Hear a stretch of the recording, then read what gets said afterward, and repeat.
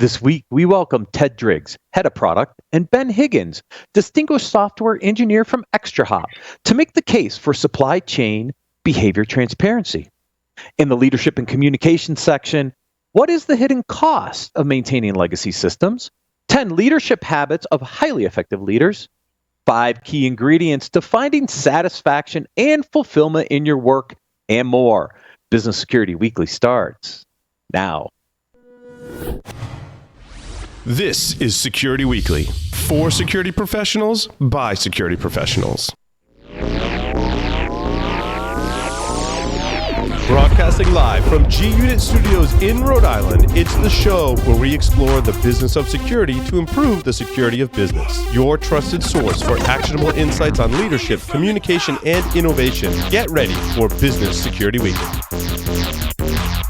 Cybercriminals are using social engineering loaded with urgency and fear to successfully prey on victims, your employees, or your customers. Protect your Office 365 email from today's most sophisticated attacks with Barracuda Email Threat Scanner. It's a free tool to help protect your business from these hard-to-detect attacks. The Barracuda Email Threat Scanner uses artificial intelligence to hunt and eliminate Office 365 email threats. Find the cybersecurity threats hiding in your Office 365 email right now. Get your free email threat scan at securityweekly.com/Barracuda.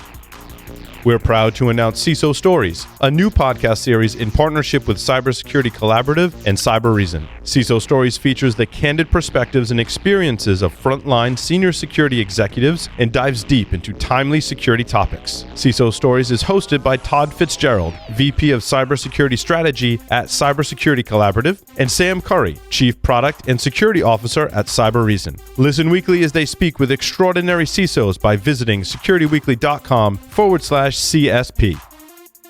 Welcome to Business Security Weekly. This is episode number 221, recorded June 21st, 2021.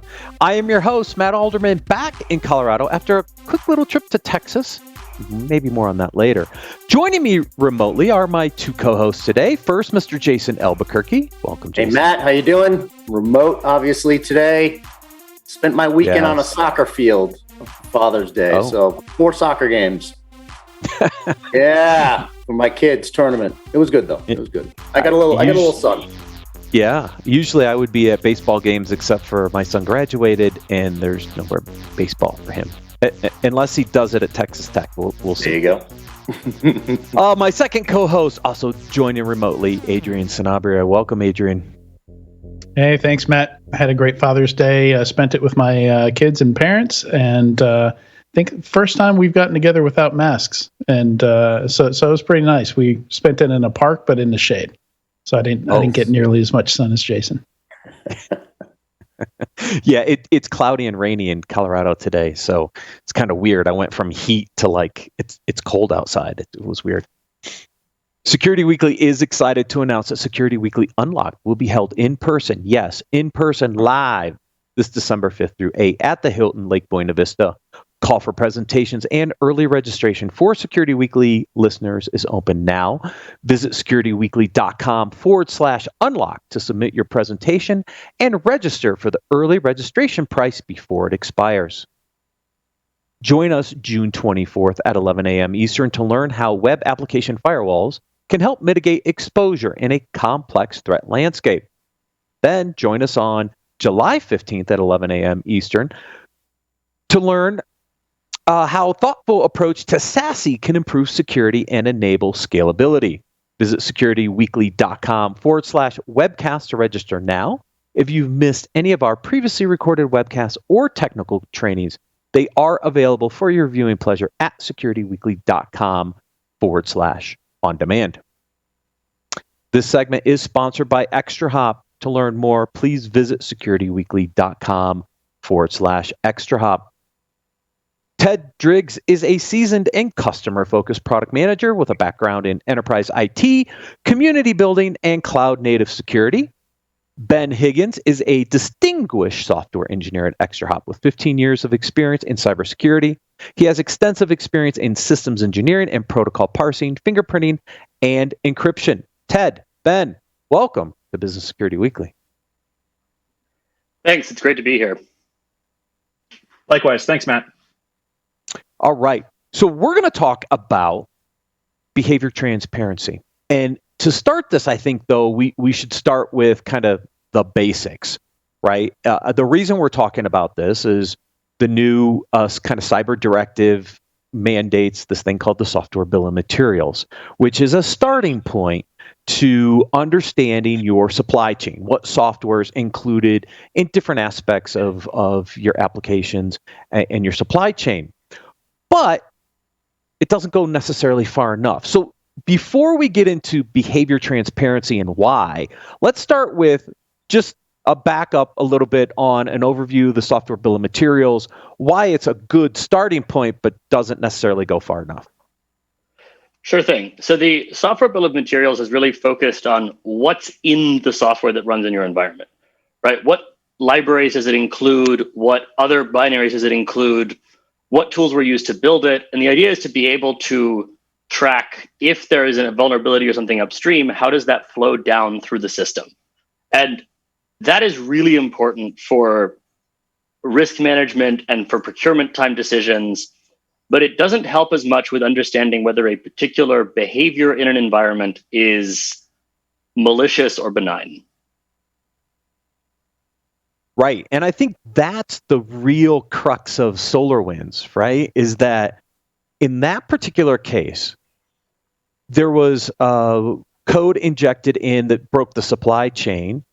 The software bill of materials may or may not have picked that up. It depends on how automated the SBOM creation is, right? It would have been signed by SolarWinds, so it would have looked legit.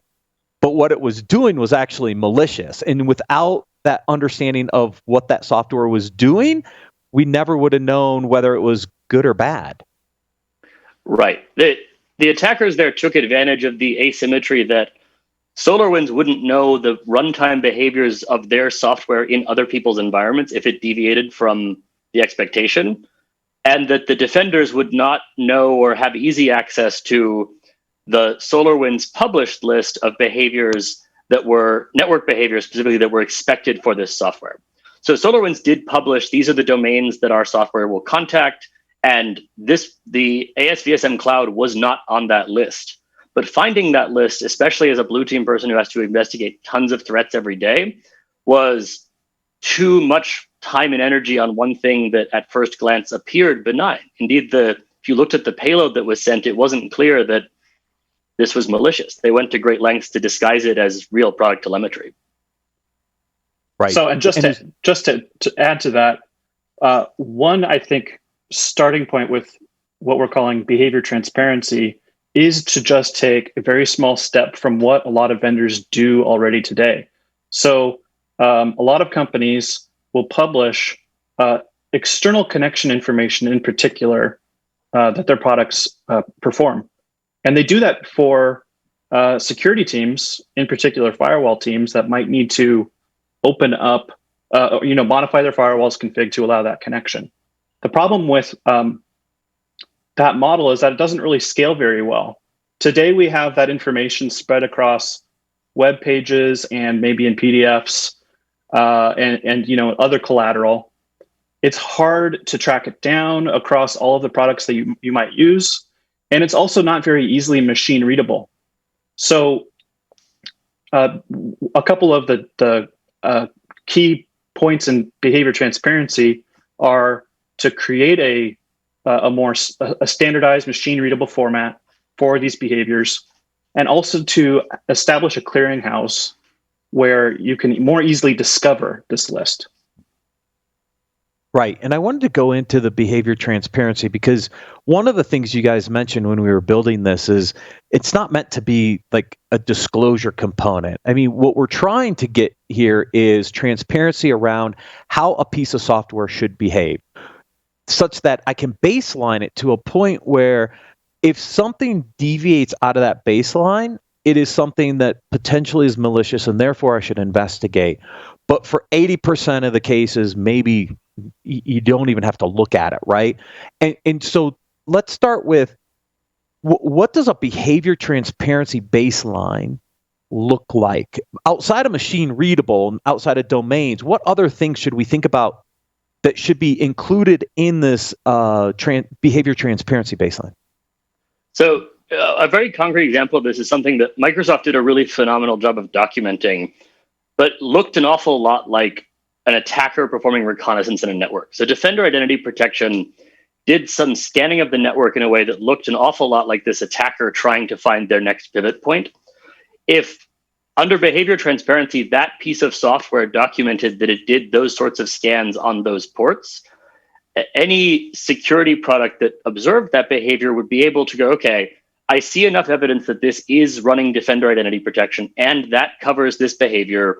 So now if I surface this to the analyst at all, I can surface it with a note that this is very plausibly Defender behavior, and they can safely discard the alert if they know that Defender is present on that system.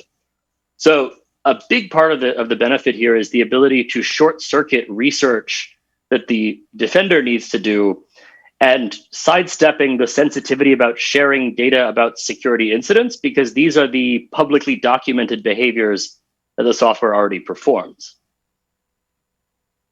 Right. Now, what about things like that you can or maybe can't detect again? So we talked about processes, for example, right? That's something that the endpoint potentially would see, knowing that that is a legitimate or an illegitimate process that's running.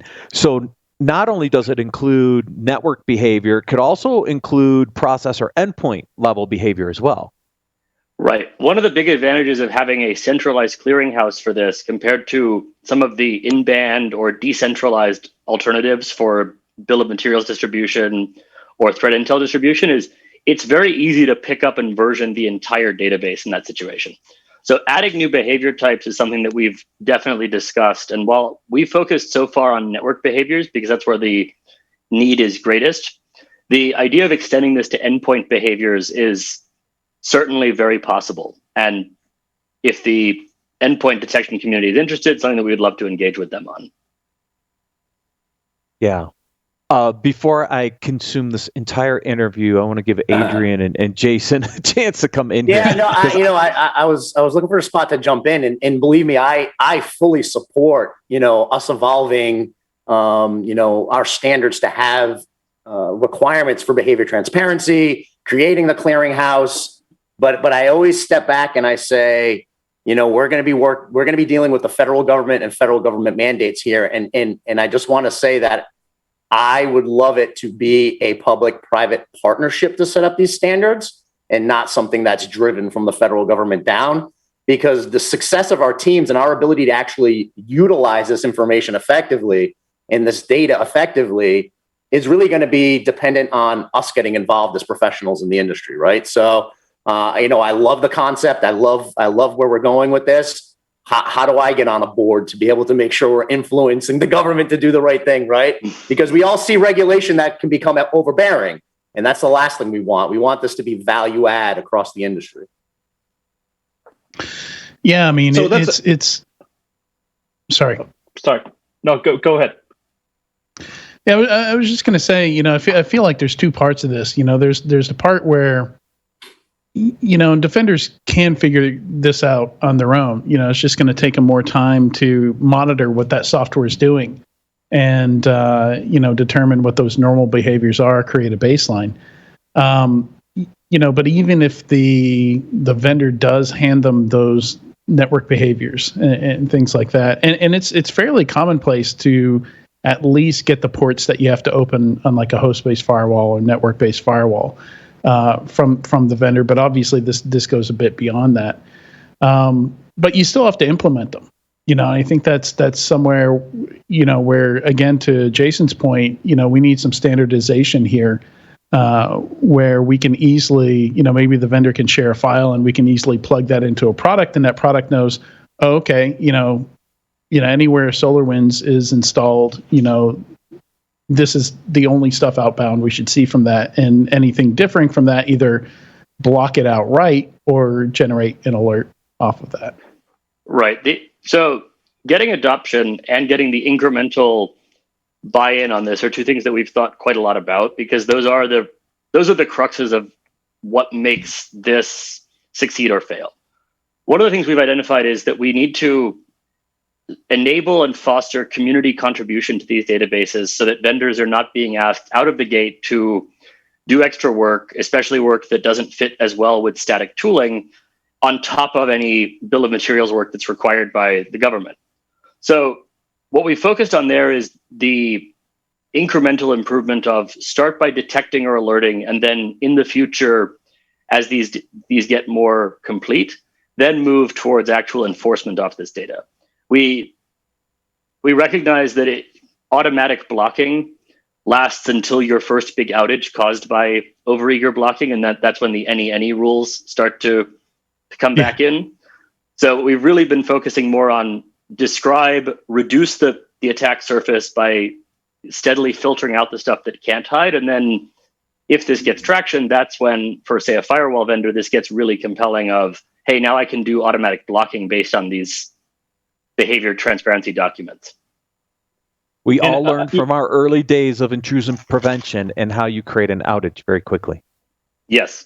Yep. I think it is really a key question of how do we sort of prime the pump to sort of build up the demand for this type of information. But I think that there really are a lot of potential consumers of it.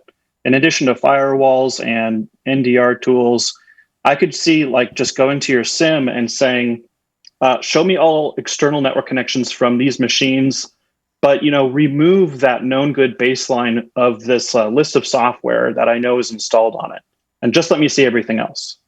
So I think the way that the community might contribute, again, like vendors publish a lot of this information already, and so that in combination with direct observation of a bunch of software products, I think could help produce sort of the initial set of some of this behavior transparency documents.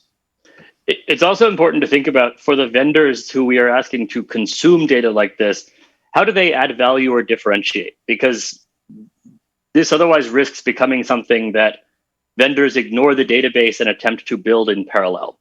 So what we've been focusing on are the documented behaviors of these softwares, but that leaves a lot of room for organizations to apply machine learning or to build experiences around the facts from this database that would be unique or compelling. So a product might choose to enrich a particular connection by saying, hey, we've searched the behavior transparency database, and this could be one of these 3 pieces of software that did this, or there are no matches. Or somebody might score particular behaviors from the database to say, these are the common behaviors for this software. So even though these 10 are documented, these 4 are the ones that we normally see. And the rarity across the entire industry of this particular documented behavior might suggest that somebody has either turned on a weird setting that you should check up on, or is doing something strange within the bounds of what this software is documented as able to do. And, if you approach it the other direction, kind of, I think you could easily build a library of stuff that should be extremely rare, that shouldn't happen very often at all. Like there's not many legitimate, IT products, security products that should be dumping passwords from memory, that should be doing Mimikatz-like behaviors, right? Right. Network behaviors have been harder for making that statement so far than endpoint behaviors, partially due to the difficulty in even figuring out what's doing that, right? With processes on the endpoint, it can be easier to figure out, to trace that back to the initial spawning process or the initial file that started that execution. And from the network perspective, that can be very difficult to figure out. So some of the most serious attacks that we see on the wire look completely legitimate, and it's only with the benefit of context that we understand that that device is not the backup domain controller. It might have the right credentials, it might have all the right pieces, but until this morning, it was running Spotify and Office and had one user log into it for 6 months. That is a laptop. That is not a domain controller. Right. So detect and alert, kind of the first phase to build adoption. Integration into endpoint process and other capabilities extends that. So where do we start with the format. I think that's the other big thing. Like, how do you start to rally around a way to express this behavior data in a more standardized format? And then where do you store it? Like, where's the repository? How do you start to think about those couple pieces to gain adoption from the outside to start to add this data, right, in a standardized format or close standardized, and then where do you put it? Ben, do you want to take this one because you came up with a pretty brilliantly? It's pretty. Just to try to keep it simple, I mean, it could just be a GitHub repo, right? And there's this sort of pretty well-known mechanism these days called code owners file, where you can say anytime there's a change made to any of these files in this folder, put me on the review list. So just using GitHub and a code owners file, vendors could register that, these are our products, and we need to be in the loop on any changes made here. And as far as the format itself, like we've been saying, we're not trying to be exhaustive by any means right out of the gate. We're really trying to get that 80% expressiveness that can capture, again, what vendors are already publishing today in regard to external connections. And as far as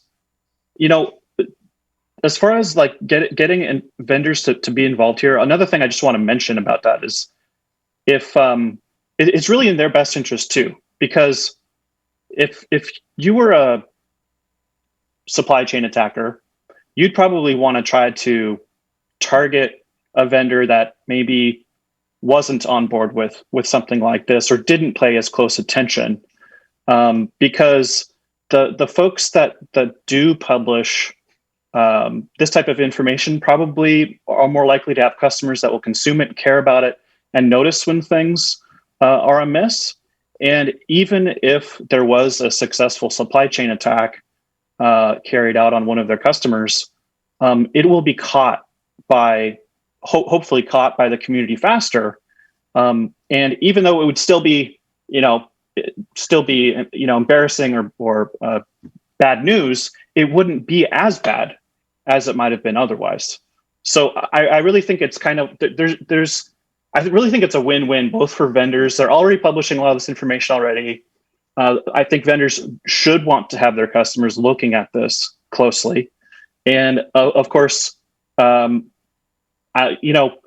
is still kind of a big problem of, like, even if there is all this information, how do we also get people to effectively leverage it?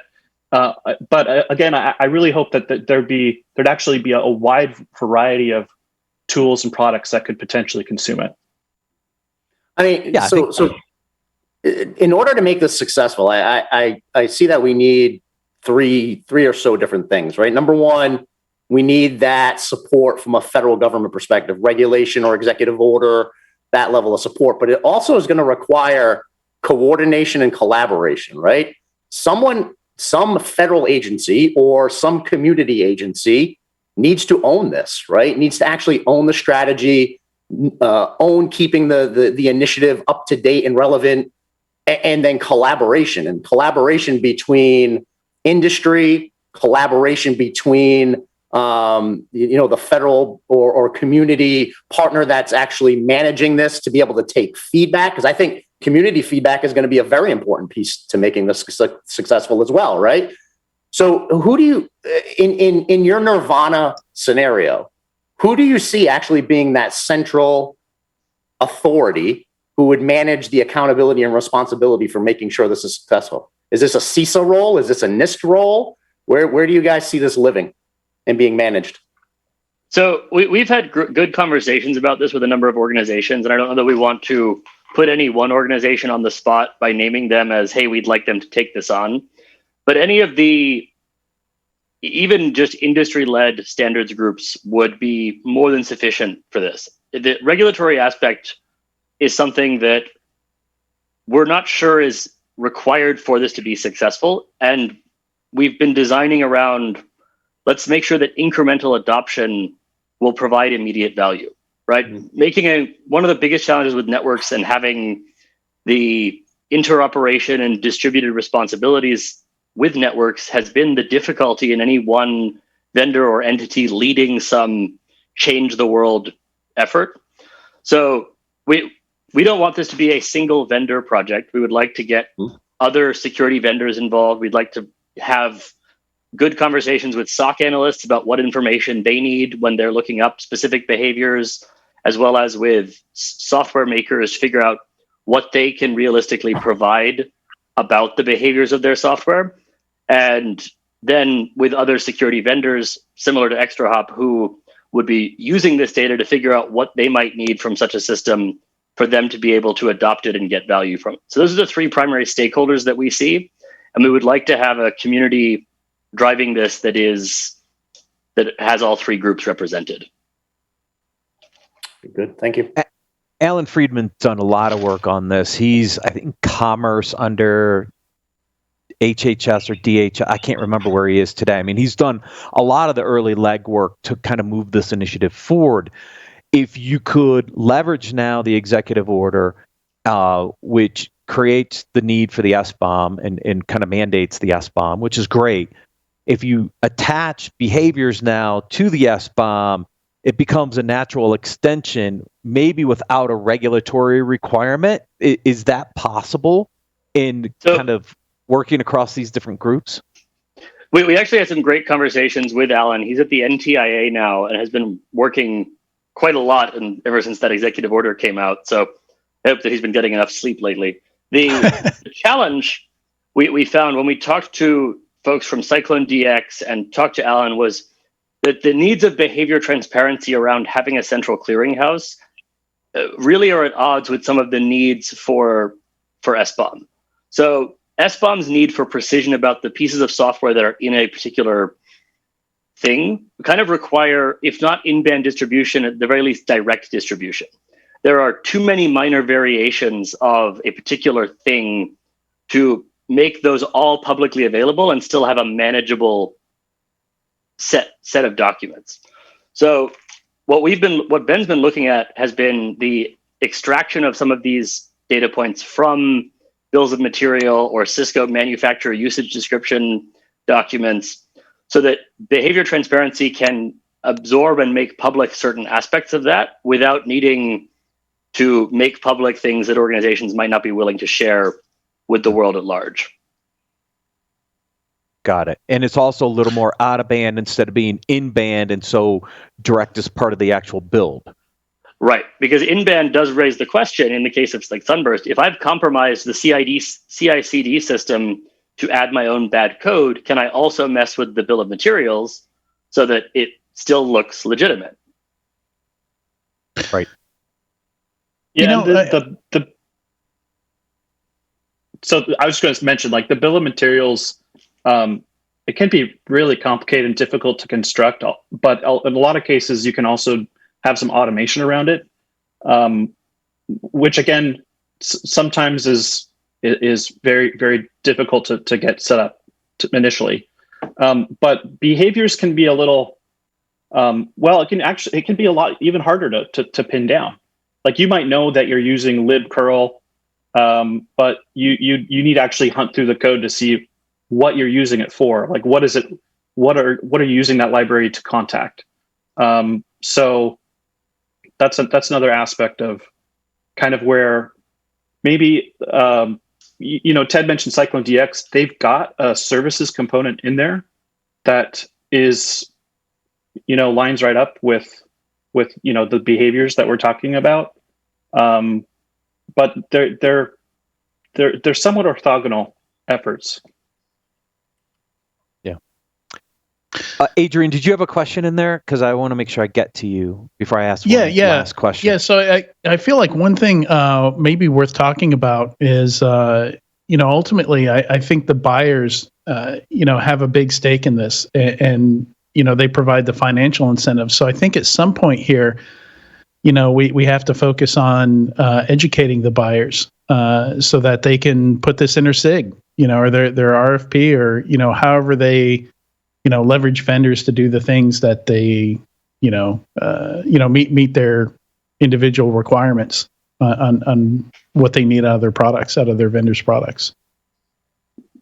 Absolutely agree. I mean, it should at least be a convenience. Going back to just firewall rules, instead of having to copy paste between some website or some PDF or some other documentation. If you could just say can you please just supply, some behavior transparency, some JSON file that I can just upload into my firewall, so I can skip that step. It's less error prone. I completely agree. The next iteration is SOAR. Plus, adding it to the SIG means now I have one additional question on top of the 1,400 already being asked in a SIG. Lite. So. SIG Lite. What's one more? What's one more question, right? Right. My last question, Ted and Ben, is if people are interested to get involved or learn more, where should they go? How do they get engaged? So we've set up a form right now at extrahop.com/behavior transparency that people should reach out to us, and we'll convene a follow-up meeting of those who are interested. So that will redirect you to a blog post that summarizes this, as well as a sign-up form. And this is going to go just to create that initial working group. So we're hoping that people will reach out that way. We're also both on Twitter, so please feel free to reach out there. And our next step here is going to be to try and get that group off the ground so that we have representation from each of the stakeholders. That's great. Ted, Ben, thank you so much for joining us on Business Security Weekly. Thank you. It's been a pleasure. Thanks for having us. To learn more about ExtraHop or how to support supply chain behavior transparency, please visit that URL, extrahop.com/behavior transparency. We're going to take a quick break and then cover the leadership and communications articles for this week.